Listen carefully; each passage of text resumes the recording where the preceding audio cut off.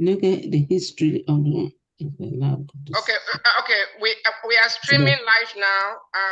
This bad day today. Okay, we are streaming live on YouTube. Good morning, good afternoon, everyone, and welcome to Africa's Brain Bank STEM mentoring program. Today, I have the pleasure and we are honored to have our STEM master, originally from Mali, Dr. Diola Bagayoko, with us. I'm not going to even try to introduce him, but I'm going to hand over the mic to him so he can introduce himself and then take it from there. Please make sure you stay muted. You will not be warned. If you are unmuted, I will just kick you off the program. This is very serious. We are here with serious business here. We are bringing you the best of the best. All our instructors have doctorates, so we are not bringing you substandard instructors and mentors. So Dr. Diola Bagayoko, on behalf of Africa's Brain Bank and African High School Association, I truly, truly want to appreciate you. You have been an amazing asset to this organization, not just as a member of our board of directors, but as a mentor to me and many.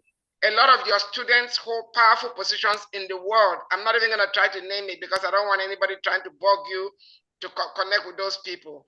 But Dr. Bagayoko, please introduce yourself and also take a minute to talk about this program. Thank you so much, Dr. Bagayoko. All right. Thank you very much, Madam CEO and Reverend and Dr. Pumanung. My pleasure is to address this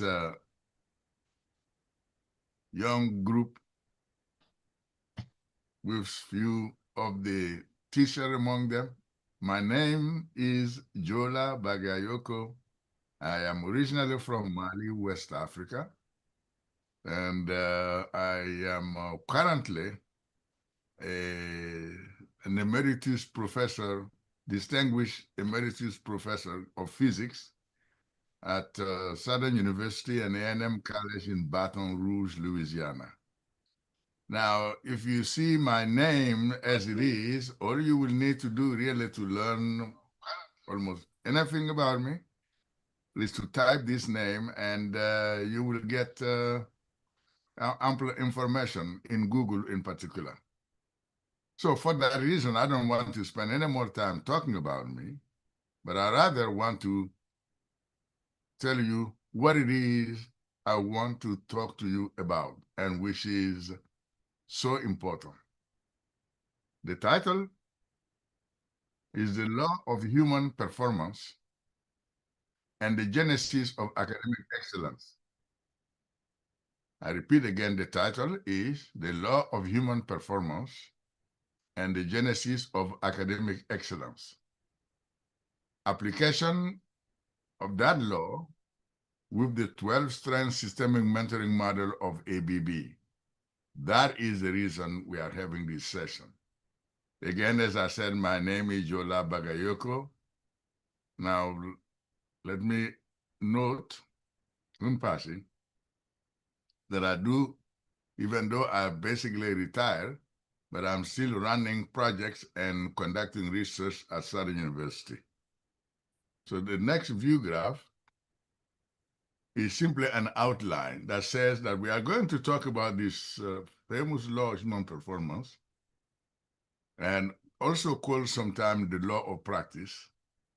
We will see the equation and graph for that law, and we will see how this law extended from the power law to a larger law, which is simply the law of human performance, because it started as the power law, not just the law. And next, we will get to applications of the law of human performance for attaining proficiency, excellence, and expertise in most human endeavors. It does not have to be just academic activity, even though, of course, that's what we want to talk about. As student, you want to not just know, but master the topic. you are studying at the various levels. That can be elementary, that can be secondary, high school level, and later on, of course, college and so on, universities. So the application of this law for learning, that is the main topic, even though keep in mind that the law of human performance apply for all most human activities. So we are then going to shift to explain how applications of this law with the 12-strand systemic mentoring model of ABB can be a catapult for the genesis of academic excellence for all the participating students across the continent. And then, of course, we have I have a shorter conclusion talking about the law of human performance, but otherwise the greater presentation on application of the 12 strand, that conclusion will come when we have academic excellence with all the participants. So let me get to the next view graph. You see, this says power law of performance. This law was published first in 1926. 1926 by a gentleman named Snoddy in the US, in the Journal of Developmental Experimental Psychology. What does the law say? Now I will go slowly so that everyone understands me. The law says that if you are a human, and we all are, then the time T it takes you to execute a task, a simple task, is equal to a constant A plus a constant B time N plus another constant E, the whole thing to the power minus P. In fact, it is because of that power that it is known as the power law, because of this power. Another way of writing that, instead of using minus P, you can write T equal A plus B divided by N plus E to the power P, to exponent P. Well, T is the time to perform the task. N is what? That's the crux of the matter. In this formula, N is the number of practice, the number of rehearsal, the number of exercise, the number of assignment, but the number of practice in general. So look at it carefully. When I explain this law to parents or to middle school students, because I have done that many 30 years in a row, I do not actually begin with this formula. I begin with the next page we are going to see. But I'll come back here to say that A, B, E are all constant, along with P, which is nothing else but the learning rate. Let me move on. Now here, here is a diagram. In a picture form, you can see that if you have a task, a simple task to execute, and here you are, you start and you took this long here. By the second time, you could be as low as 397. If the first time took 991 units of time, I think I need to remove my jacket because that may be affecting my voice, okay? So sorry, 1 minute. Let me read it because this may be heating me up a bit too much. That's okay, Dr. Bagayoko. Let me also take time to turn down a little bit the air conditioning. That may help too. That way my voice will quit. All right, thank you so much. And we want everybody to stay muted, please. Under no circumstance should anybody unmute themselves. This is serious business. You are getting a lecture from the STEM master himself, the best of the best. So, and you can see Dr. Bagayoko is not your age mate, but he's dedicating his time and making time for you So pay attention to everything he's doing, and we are streaming this on YouTube, on our YouTube channel. All right, Dr. Bagayoko. All right, very good. Now, I was talking about the fact that the formula I show, this is the graph of the formula, and this graph shows very simply that when you have a simple task to execute, then guess what? The time it takes you to execute it correctly without error, that time decreases drastically with the number of time you practice the task. Let me repeat. Suppose you have a simple task to execute. That could be learning the alphabet, could be singing, could be dancing, could be writing a sentence, it could be anything, okay? So if you have that to do, the more you practice it, the more you repeat it, the more you will execute it quickly and without error. Look at carefully at 6 and 5 on the horizontal, 5, 6, 7. 5, 6, 7 are like the magic number for learning. Meaning what? Meaning that when you have a simple task to execute and you practice it 4, even 4 is good enough, 4, 5, 6, 7 times, then you can rest assured that under any circumstances, you will be able to execute that task, whether that is a stressful test condition or any condition.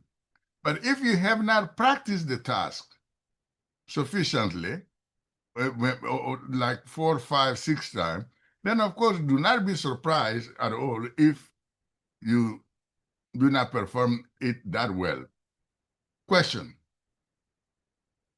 This also has a direct implication for, of course, learning, the usual learning, in the sense that, let me go back to the graph, in the sense that this way in which the time it takes you to decreases, to execute the task decreases drastically, well, it also means that for intellectual activity, that the material you have there, you possess that material in a, as if it were part of you. Okay, so you are not making any effort to recall anything or to derive anything because you mastered it. This is the crucial point we want to convey, to understand that one of the secrets of learning is exactly this. Now, let me mention one thing which sometimes people forget. Here, I'm back.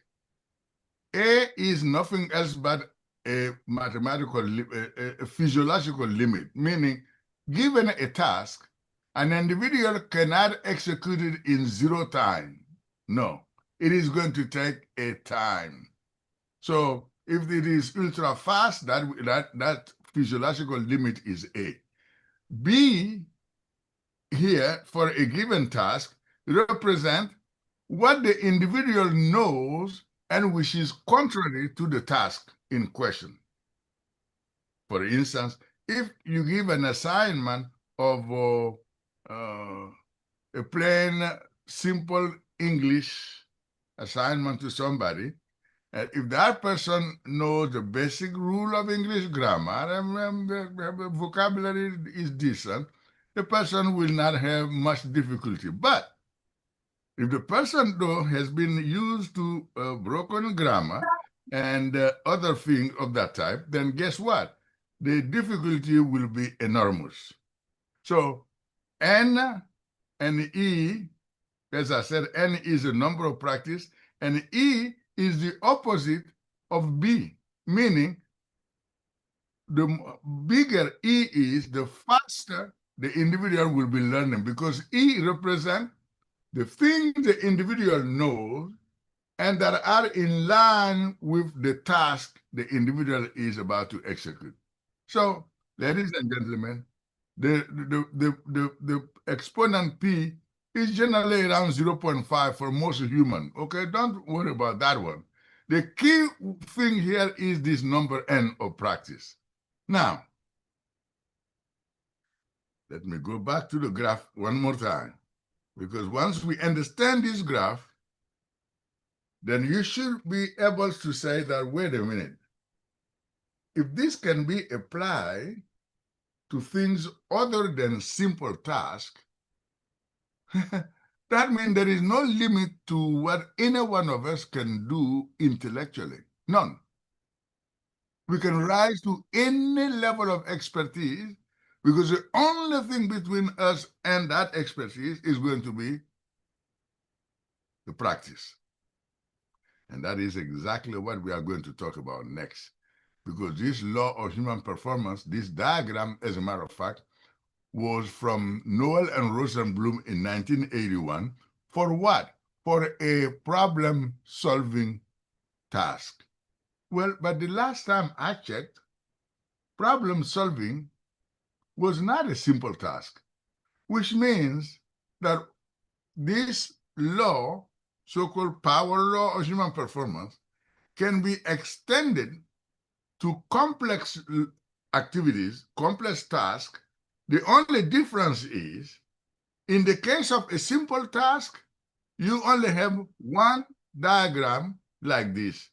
But in the case of a complex task, what happens is that you have, instead of one single diagram like this, graph like this, you may have as many graphs as there are components of simple task in your complex task. That's all. Which means that it still returns back to the notion of practicing every single one of those simple tasks so that you can master the complex task. That's it. Now, after that, let me move quickly to the next view graph, which is that I said this is a tautology, meaning self-evidence, something which is trivial, like the sun rises in the east. A tautology, okay, ladies and gentlemen. This is a tautology. Everyone understands this law actually in sport. Because I haven't seen anybody yet sleeping 24/7 and becoming a soccer champion, an American football champion, a basketball champion, 100-meter dash champion, you name it. Go on the example yourself. You can spend a day on example. Never happened, never will. And all those who are expert in this and in that, in biology, in physics, in chemistry, in English, it all passed by the practice. But some people want to make us believe that something called the intellectual quotient, IQ, that is what determines who does what, and always it is deterministic, it is limiting. Sheer nonsense. I'm not saying that there does not exist something you can call IQ, a gross, not exact, a gross measure of some intellectual capacity. But this law is telling us that, guess what? What you may think is your limitation is not your limitation in capacity. It's your limitation in practice. The more you practice, the easier it's going to get. If you understand this, then I can almost quit now talking because that means we got it made. But let me go one step further to speak of the Rosetta Stone, which was discovered by the team of the Army of Napoleon. What did it have? The Rosetta Stone had the Egyptian hieroglyphics written, and besides that, it has writing in another language, Greek or Coptic or whatever, and another three different languages, at least two. So what happened is that a Frenchman called Champollion simply used this through tedious work to decipher the Egyptian hieroglyphics. Now, most of you do not know that we couldn't, well, by the 1900, we could not, 1880 or so, we could barely, no, a little before that. By the 1700, we couldn't read the Egyptian hieroglyphics. But the deciphering was done because of that stone, Rosetta. Rosetta is a city. I actually went there, okay? You see in Egypt, the Rosetta Stone. So, let me repeat again. The same way the Rosetta Stone served to decipher the hieroglyphics, the same way this law of human performance totally explains the process of creating educational, research, and professional value added. Let me repeat. The process of creating educational, that means learning in a discipline, research, value added, or any professional value added.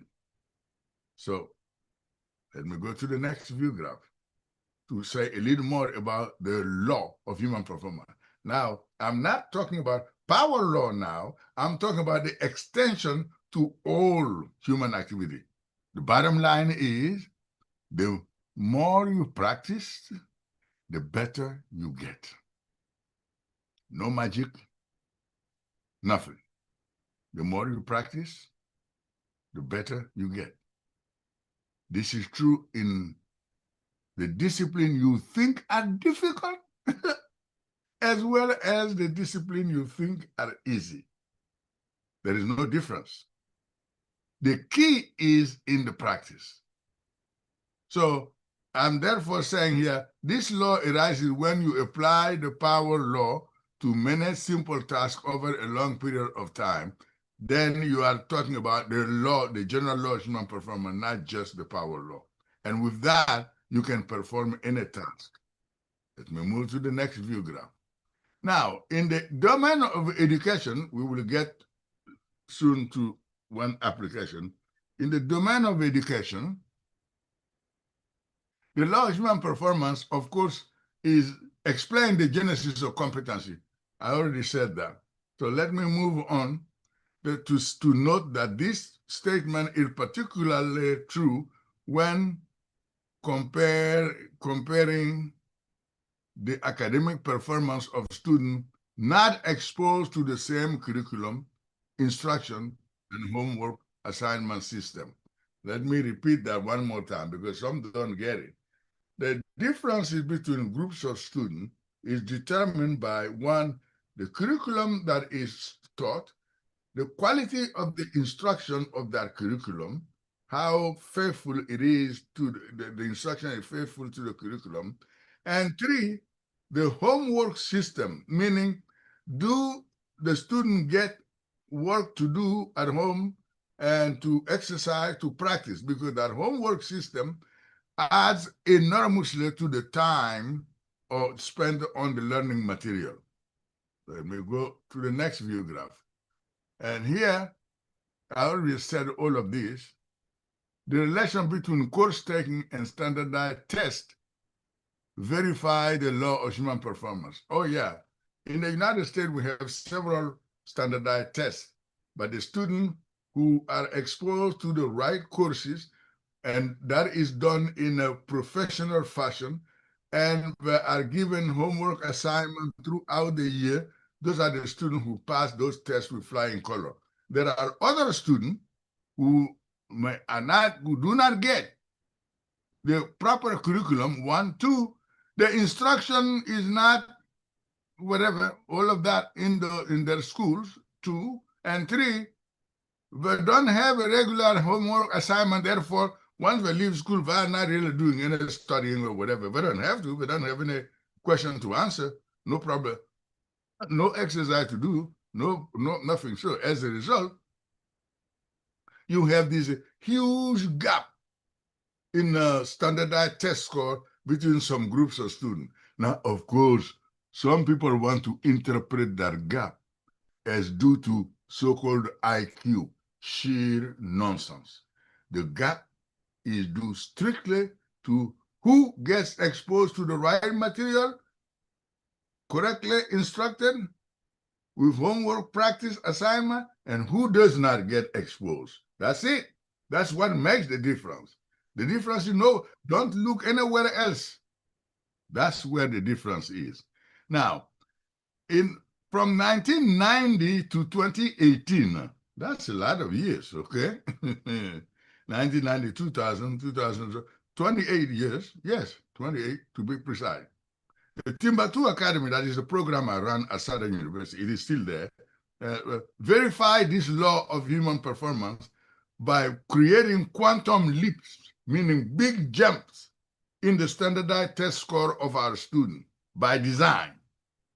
Well, because we knew what we were doing, we were rigorous, we had the appropriate standard, curriculum, and the student learned it. We didn't have any choice anyway, because their parents were aligned with us and we said, well, we learn it, particularly after I exposed this law to the student and to their parents, so that we understand, don't let any student tell you, I'm good in English, I'm not good in math, I'm not good. Oh, no. If you are not good in something, you are simply saying the time has come for you to begin studying that thing seriously. Okay? So let me break the bad news to all of you. If there are some who think we are not good in this or in that or in any subject matter, understand one thing. It simply means you need to get to the appropriate material, learn them in the appropriate order, and in no time, you will become the expert in that discipline. And that is true for any discipline, I repeat, before I go to the next phase of this talk, which is this 12-strand systemic mentoring model of Africa's Brain Bank, which it is the application of that 12-strand to help us implement what this law basically says in order to promote academic, I'm not talking about success, simple, no, academic excellence by design, all right? Before I get too excited, let me note in passing, please see the consequences of a large B. B is the opposite of what you are supposed to be learning. A large B means you have to spend more time in order to accomplish the same thing as someone who has a small B. Okay, but this B, you don't have a choice. It is your background. B, as a matter of fact, the letter B, I'm glad it is B, is for background. Your background, but the bad background, I would say, bad background, because when it is a good background, it is the E, which is large, okay, the large E. Remember these two things. So you check on yourself and see what has been your experience and what to do. Now, what do we have as conclusion? Now, I'm going to go slowly here. To first say that practice does not just enhance your academic score, it enhances your intrinsic ability. I can spend a few hours on this one. When I go and talk about the fact that the average human, every one of us has about 85 to 100 billion neurons in our brain. 85 to 100 billion neurons. And 85 to 100 billion of other cells, which are not neurons. And guess what? The neuron form about, in an average human being, 100 trillion connections. What I'm trying to tell you is that you can't even imagine the brain capacity every single one of you has. You can't imagine it. It escapes imagination. Unless you can handle 100 trillion connection, imagine it correctly how that can help in doing anything intellectually. So you have, all of you have the intelligence needed to excel in any discipline. The problem is applying it through practice is the key. That's why this law of human performance is crucial. Now, Madam CEO, do we have it at our website or not? Yes, sir. It's on our website. Fantastic, which means There is a 2-page detailed description of the law there. You can go get it. And please, if you understood it, that means you're not going to keep it for yourself. You will share it with your colleague. You will share it with your younger sibling in particular. Because this is the formula with which we created miracle in the United States at Southern University. We took African-American students, elementary, middle, high school, through 6-week summer program, made a genius out of every single one of them. In the sense that when they returned to school, they rose through the rank and started to shine like the rising sun. Now, am I doing some self-flattering exercise here? No, I am referring to the fact that President Clinton gave us the presidential award, the U.S. presidential award in 1996 because of our result in high school, and President George W. Bush gave us the U.S. presidential award in 2002 because of our result with college students who finished, went to do their PhD, doctorate at Caltech, MIT, Harvard, Princeton, LSU, everywhere. Florida A&M, Florida, University of Florida, the name is everywhere. Georgia Tech, too many of them, more than 60 of them, so I can't name all of them. I can only name a few. Tulane, which is also in Louisiana, and so on and so forth. Anywhere, and when we go there, they don't just succeed now, they excel because they know the law of human performance. And when they run into difficulty in the course, they know not to say, I don't have the brain. They know it means develop a plan. Go talk to a teacher, ask what are the key background somebody needs to know for this course. Get the material for that, get on the job. The law of human performance tells you there is no limit to the degree to which you can excel in any discipline. That's the key, in any discipline. So I'm sorry when I raising my voice, but when I get excited, I can't help it. Dr. Bagayoko, please get excited. No apologies needed. This is so crucial. I can't Very help important. it. Thank you. Now, having said all of this was now to lead us to what?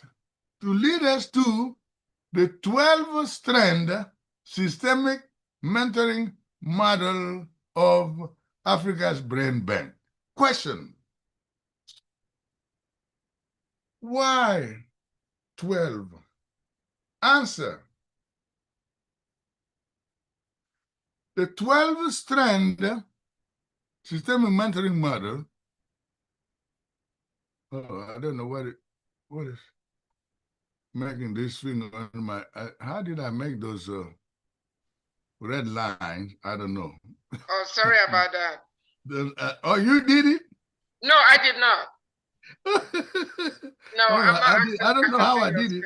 That's my okay. excitement might have caused that. But anyway, this 12-strand systemic mentoring model of ABB, they are designed exactly to see to it that a student who participates in ABB's program gets the advisement, the support system, the guidance, the connection, and the critical information in order to not just succeed, but excel. That's it. That's the objective. It is the same as we said it at the beginning. Let me go pull up the 12th strand.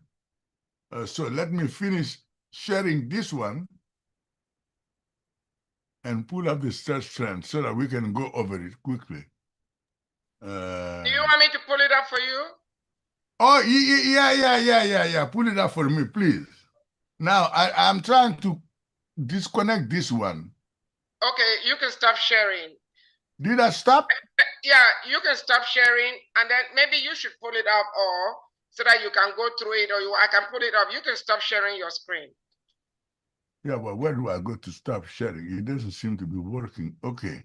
Okay, that's fine. Okay, go. I got you. I got you. Let me know if you see my screen. Yes, I do. All right. So you see the 12 strands? Dr. Bagayoko, do you see the 12 strands? Yep, I see it. Even Okay. though the writing is too small. Oh, it's too small. Yeah, I wanted the audience also to, to see or be able to go over it. Well, okay, no problem. We can proceed. Okay. Or you can stop. I can stop sharing. You pull it up from your end. Because I'm pulling it up from the website.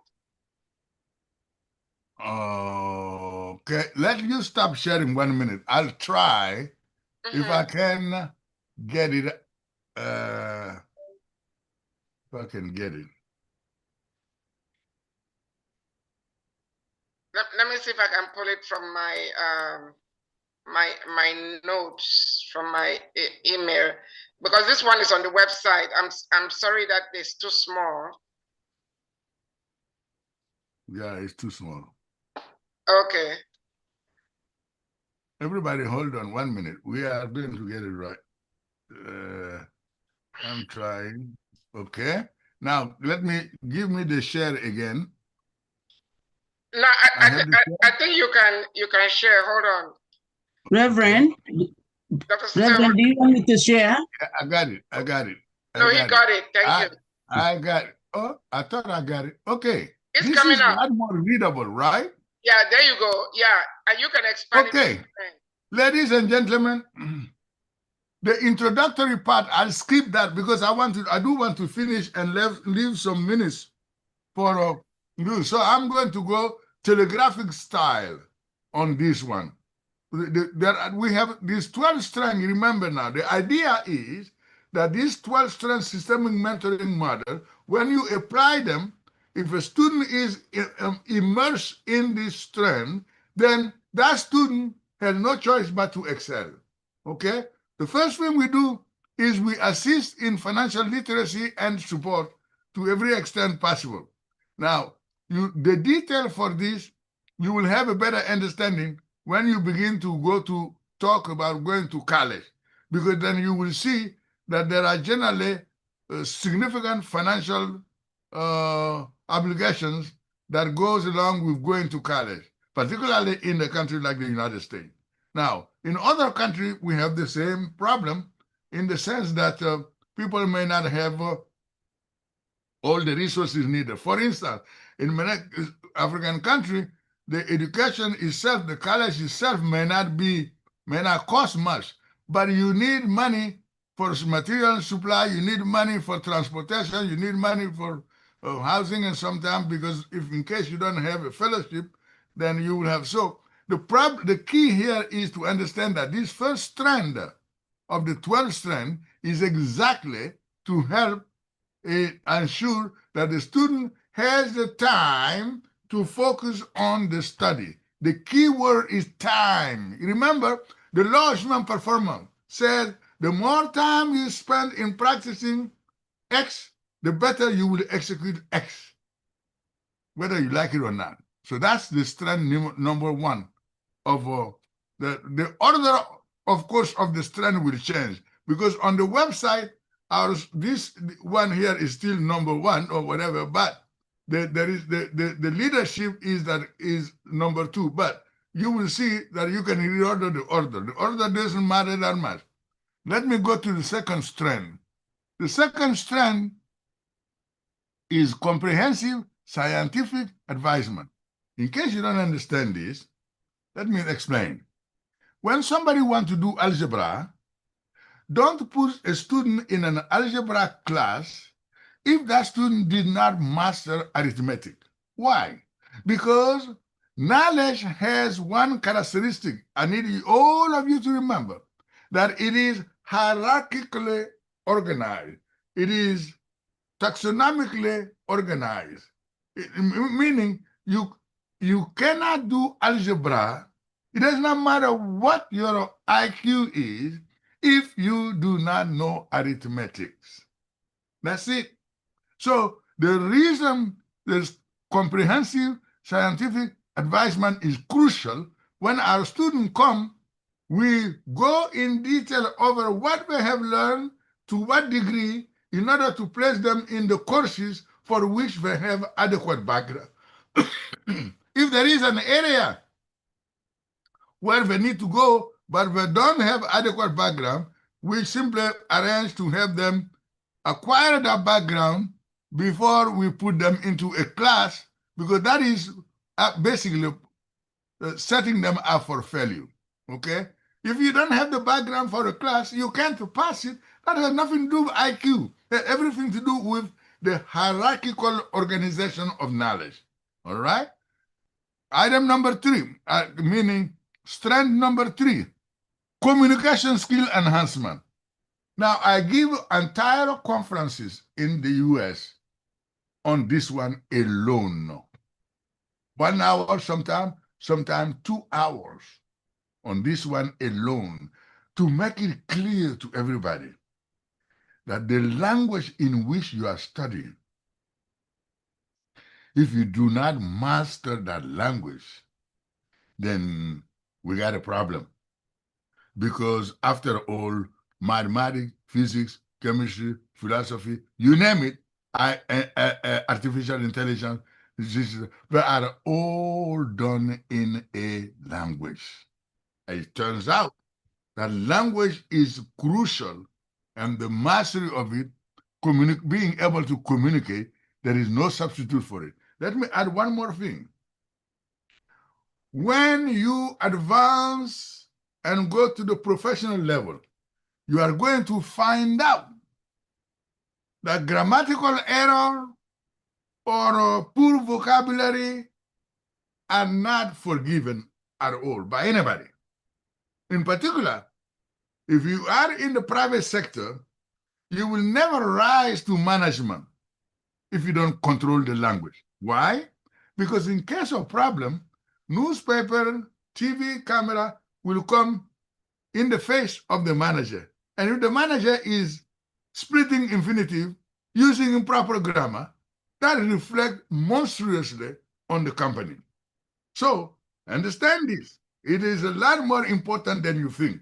The same is true for civil service position and so on and so on. So this thing here, make sure you never forget the crucial importance of mastering communication. Oh, let me add that I discovered when I was in high school, because by luck, I applied the law of human performance since elementary school, by luck. How did that happen? Well, my mother called me one day and said, asked me if I respect my teacher. I said, yeah, but not as much as you. She told me that I don't know what I'm doing. I said, what do you mean? She said, oh, she is my mother, and she will do her very best. Doesn't matter what I do. But the teacher owed me nothing. And therefore, I better be as polite, if not more polite with the teacher than I am with her. I said, okay, my mother, that's what I will do. From now on, you can count on that. And you know what she said next? Oh, by the way, to respect a teacher means you don't go to that teacher's class without knowing all the lessons that teacher has taught you. Oh my goodness. From that day on, I became basically, for my class level, a living library. Why? Because every single lesson in any discipline, I just knew it on my fingertip. That's the promise I gave my mother. So basically, I was applying the law of human performance without knowing it. But anyway, having said that, let me get to tutoring. Tutoring is one of those activities where students out of class come to work under supervision to solve problems and get better, to get practice. Basically, you can call tutoring practice. Okay. Oh, some people will say, oh, the people who go to tutoring, maybe they don't understand this. Well, guess what? For those who are intelligent and who bother to understand the law of human performance, we will know that tutoring is to develop mastery learning. It's not a matter of remediation. It's for mastery learning. So let's not kid ourselves. Let me move on. Number 5, generic research activities. That is, we involve you in aspect of research. This is mainly for the college student now and advanced high school student. How do we do that? Generic means the kind of research activity which are unavoidable anyway. It includes searching the literature to have an article, reading article, writing small summary report on article, and so forth and so on. Or preparing a presentation. How does one do it? And so on. So these are the generic research activity we involve students in. But we don't stop there now. We also involve students in specific research project. Well, generally we do that in the summer when we can go. One summer I had students at 57 different locations in the United States conducting research. You name it as federal lab over there. You name it as industrial lab over there. So the key is, again, what? Because research, it is like anything else, you learn it through practicing it. If anyone tells you anything else, well, if you listen to that, well, too bad. That's your problem. Because it's all learned. What is research? Research is posing questions and seeking answers to them. That is it, basically, problem solving. So some people, when you say the word research, they tremble and so forth. Well, research is nothing else but posing problem, defining problem, and looking for solution. So again, the law of human performance says we get better at it by doing it. Number 7, the development of professional culture. Some people don't know that professional culture, you get it by being immersed in a professional environment. Let me slow down to explain. For instance, we bring students to many conferences in the year. Why? So that they can interact with their peer student, and they can interact with big professors, and they can make connections here and there, begin to network professionally, and so on and so forth. So it is, and of course, one of the reasons we do this very easily is that, remember, we engage them in research. So most of them, about half of them, when we go with 20, about 10 have presentation to make.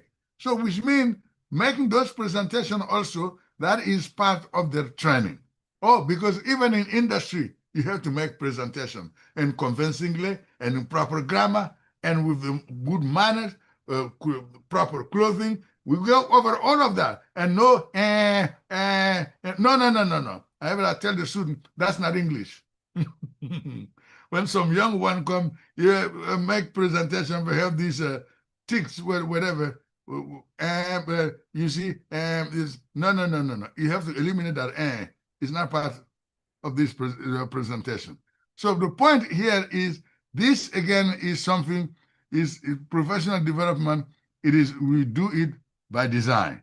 Now, I'm getting close to the end. In number 8, we have appropriation of emerging computer and technological skills. Here, I will only tell you artificial intelligence. My goodness. Quantum computing. Oh, my Lord. And CRISPR. Now, if you never heard of CRISPR, well, CRISPR is the gene editing technology that has been around now for quite some time. The inventor already earned their Nobel some time back. I don't remember when. But the key is that when you finish your degree, don't go to sleep. It doesn't matter what level, PhD or what. For your information, to tell you that I am living what I'm talking right now, I'm actually in a course on AI. Yes, indeed. The brother is in an advanced course on artificial intelligence. Why? Well, I want to figure out what it is, and so forth and so on, because again, I'm the one who have been singing to students that it is a lifelong learning environment we need to develop for ourselves and mentality. So it's as simple as that. All right. So we can say more about it, but there are a lot of technology coming, which you have to be aware of.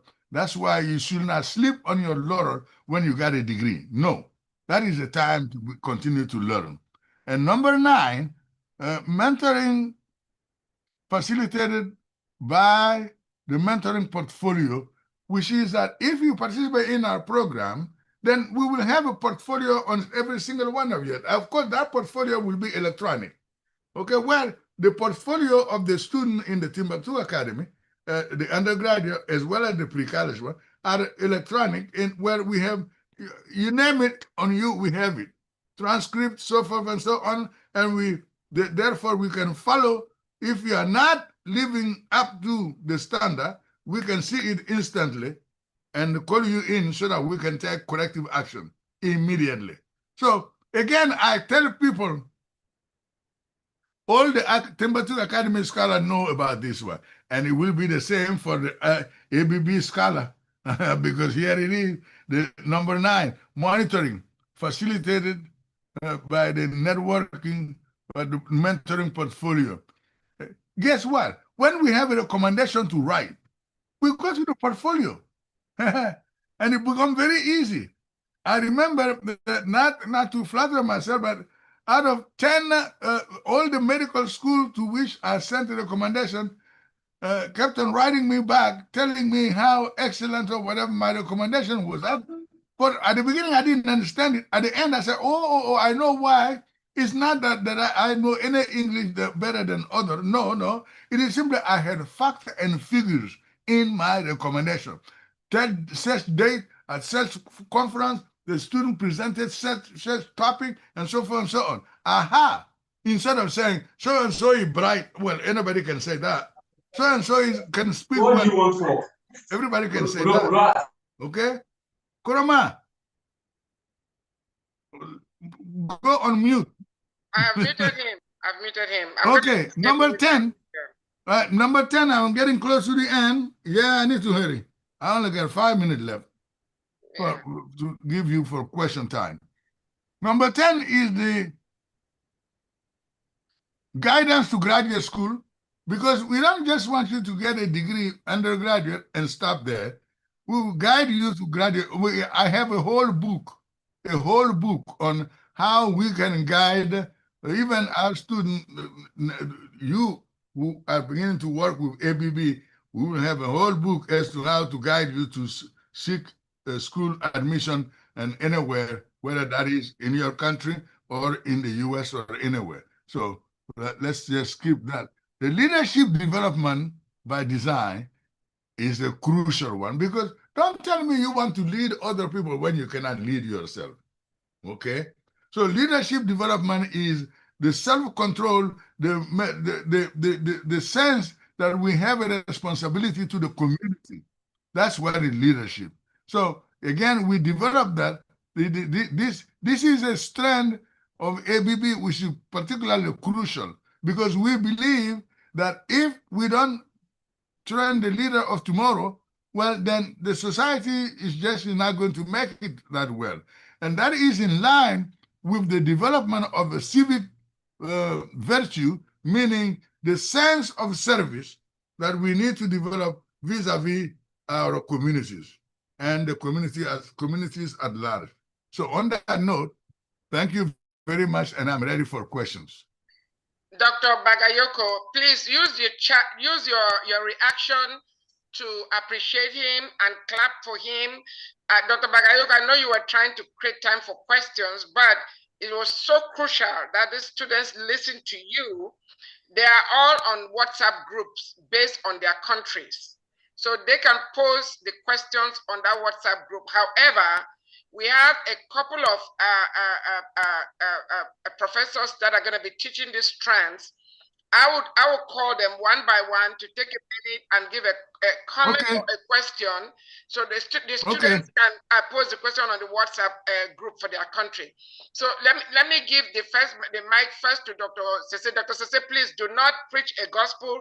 Just a 1 minute comment or question for Dr. Bagayoko, and then I'll go to Dr. Abdullah Meng and Professor Akwiche. Dr. Sese. Yes. Wow. That's all I have to say. One word. Oh, that's easy. Now, listen, Professor Bagayoko. Yes. I have been in education for 40 years, and I want the students to listen to this. Very good. I have never been moved by a presentation like yours. Wow. You made my day. For 40 years. Yes. You made my day. And I love every bit of it. And I am going to teach this to every student that comes through me from now on. Thank you very, very much, Dr. I wish I knew this when I was dealing with my low ability students. All right. Yes. The best out of them. Yes. And I've probably been applying this law without knowing. Oh, by telling them that they can be anything they want depending on the effort they put in. Now you can tell them it's a scientific law that they can do it. That's not a wishful thinking. Yeah, I'm going to stop here and give the mic to the other Dr. Sise to just say. Okay, Dr. Meng. Dr. Meng, are you still on? No, wait. Dr. Sise is working with me here. The other Dr. Sise. I will come to him, Dr. Okay. Sise. I am moderating, so I'm going to go to Dr. Abdullah, and then I'll go to Professor Akwichek, and then the second Dr. Sise. Dr. Meng, the mic is yours. You are going to be teaching leadership. Dr. Meng is originally from Senegal. Dr. Sise is from Sierra Leone. Dr. Meng, go ahead. Thank you, Reverend Palm. And again, the same thing. Wow. This is mind-blowing. This is, I think that, Doctor, you raised the bar so high that all of us, Doctor, will become your student. And I just want to say that for the student listening, yes, understand you've been exposed to something that is very rare, very unique, very powerful, but not only transformational, but this is transformative. What the doctor did gave you the power to transform not your life, but the life of people around you, and the life of others. Amen. And all I ask all the students, if you want to understand what the doctor just did, go and Google first principle. Read it. Then you'll understand what you just were exposed to. The first principle approach is when you take a topic, a subject, a concept, and you break it down to its fundamental truth. Yes. Dr. Bagayoko, we commend you. Thank you. Thank you. Thank you. Thank you so much, Dr. Meng. Professor Akwiche, can you kindly unmute yourself? You have 2 minutes, and we'll end with Dr. Sese Mohammed Sose.